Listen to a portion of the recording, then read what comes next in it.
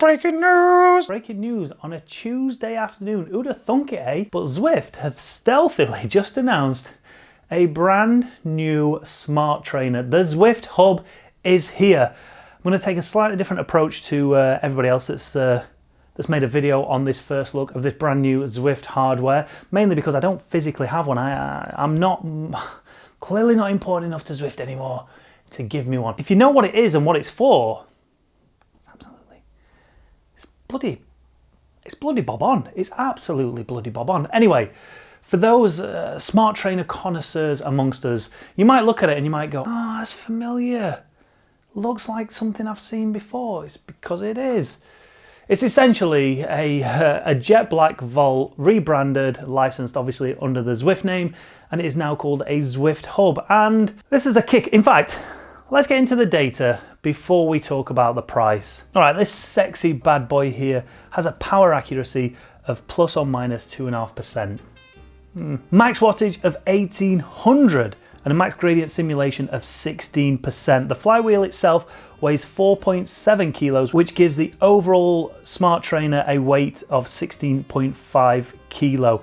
Metrics that are measured, obviously power, cadence, speed, and distance. When it comes to connectivity, transmits measured data using Bluetooth and ANT+.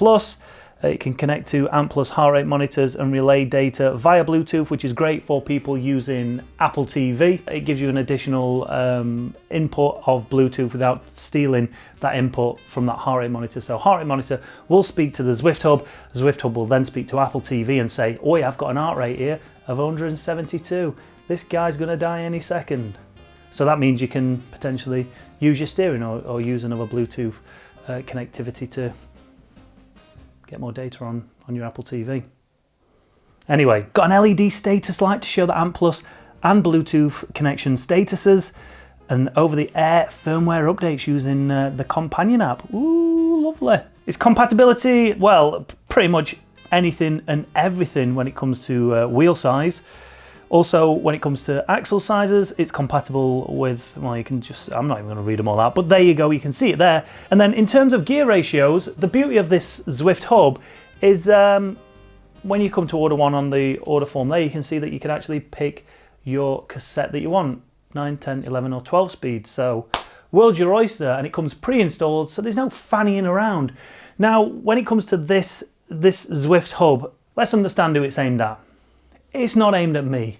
It's not aimed at a guy with a kicker bike, with a kicker, which I ain't even unboxed yet, my Wahoo roller. It's not aimed at me. It's aimed at those people who are just getting into Zwift, who are just getting into their indoor cycling. And the price point clearly states that.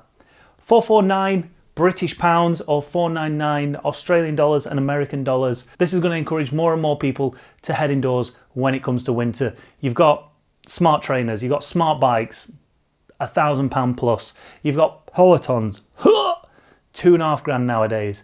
Or you've got this that you can stick just about any bike on and get riding. And what makes it so simple and easy to install is, well, you can see there, it's all color coded. We've got axle cards here so you can see exactly what axle and spaces you need to be setting up with. It's an idiot's guide to setting up a smart trainer. So Zwift have covered all bases when it comes to this Zwift Hub. I like to use the word game changing a lot, but it really is. For the amount of people that have always stayed away from smart trainers because they're just too goddamn expensive, have gone to Decathlon, bought those dumb trainers, they're now going to be able to experience Zwift at a whole new level. And it also will probably encourage more people to come across to the platform. Now they have an affordable smart trainer. I don't think there's anything left to be said on it. It's, I have no idea how loud it is, but according to other people, it's bloody silent, so that's good. Yeah, leave your comments down below and let me know. Is this going to change the landscape of smart trainers? What are the likes of Wahoo going to think to this? What are the likes of Tax going to think about this? Are Zwift trying to do what they set out in the first place with that original hardware idea and just encapsulate everything so they own it all?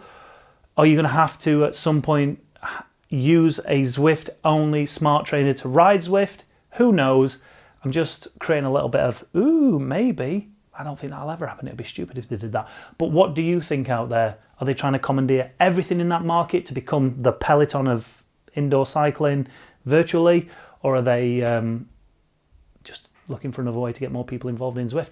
Leave your comments down below.